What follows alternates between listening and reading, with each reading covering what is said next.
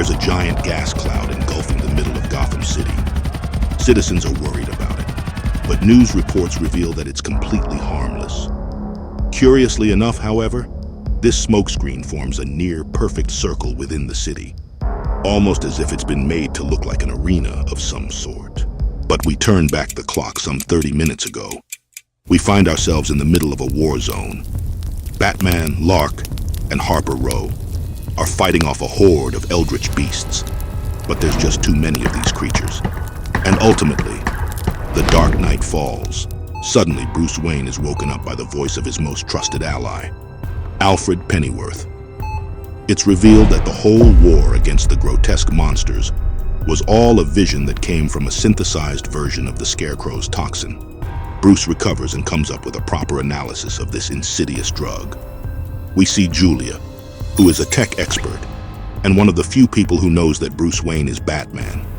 She is just now finishing up the final tweaks to an all-new and improved Batcave. As Bruce and his surrogate father figure enjoy each other's company, Julia notices something just outside the window.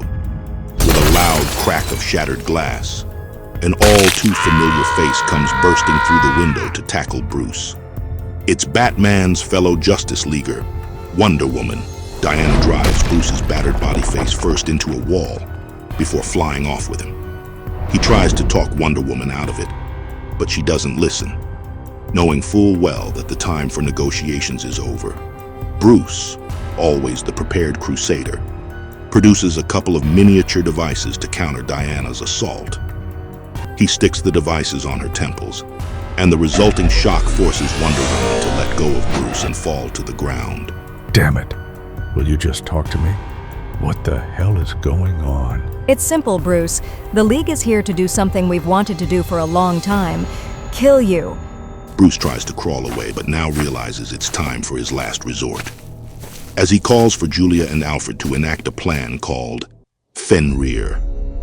We jump back into the present and find out that the gas cloud from the start of the story is all part of Fenrir.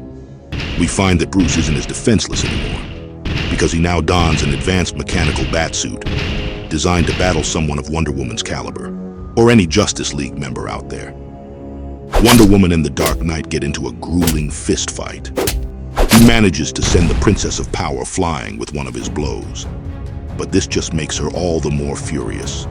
And in the blink of an eye, we find Wonder Woman stabbing Gotham's caped crusader through his suit and right in his heart.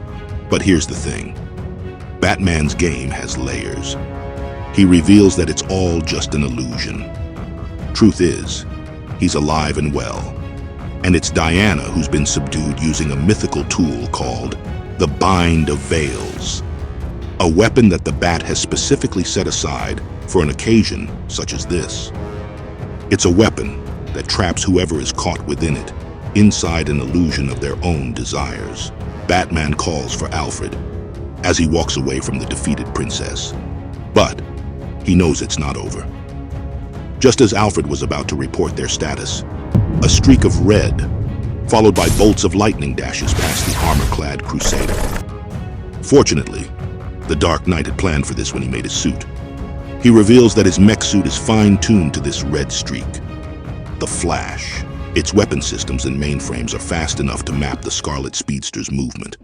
And with reflexes that edge out the Flash's just by a nanosecond, Batman's mech suit is able to launch a batarang at supersonic speed, aimed directly at Barry Allen's leg. He hits the mark, and the Flash comes stumbling through Gotham City streets.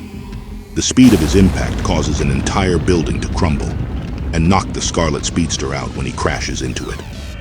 Still, Batman knows this gauntlet isn't over, because just as soon as he defeats the wielder of the Speed Force, none other than the King of Atlantis himself challenges the Dark Knight to a fight.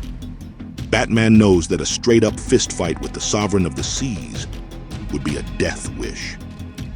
But he also knows that all it takes to defeat someone who's powered by water is a perfectly aimed shot of magnesium carbonate foam. Batman's gambit works, and Aquaman is instantly subdued when the foam expands and traps him.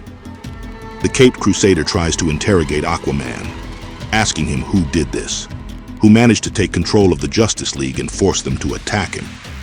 But before he can get his answers, Alfred and Julia pick up a signal coming Batman's way. And it's something big. Batman chooses to hold his ground to avoid any unwanted citizen casualties. Still, he psychs himself up for the battle to come. In his head, he knows he's prepared for everything. If it's Cyborg, he can use the electromagnetic nerve tree he has in his sleeve. If it's Green Lantern, a citrine neuralizer would work. But as the Caped Crusader runs these scenarios in his mind, there's one lingering thought he can't get rid of, as he silently wishes that the signal they picked up does not belong to him. Suddenly, Bruce is taken by surprise when something, or someone, crashes into him. And when he recovers, he finds out that his worst fear has just been realized. Hello, Bruce. Sorry about your little Justice Buster suit. Clark, please, see through this and talk to me. Who did this to you? Who? Well, Bruce, it's actually sort of funny. And at that moment, when he realizes who is causing the smirks and chuckles coming from the superheroes he once knew as friends, a shock overcomes him. No, not him. Oh yes, Bruce, and no one's going to save you this time. And it's at this point that we find out who's behind all this.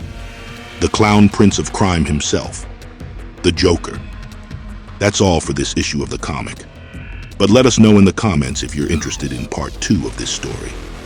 And don't forget to like and subscribe to the channel. Thanks for watching, and take care.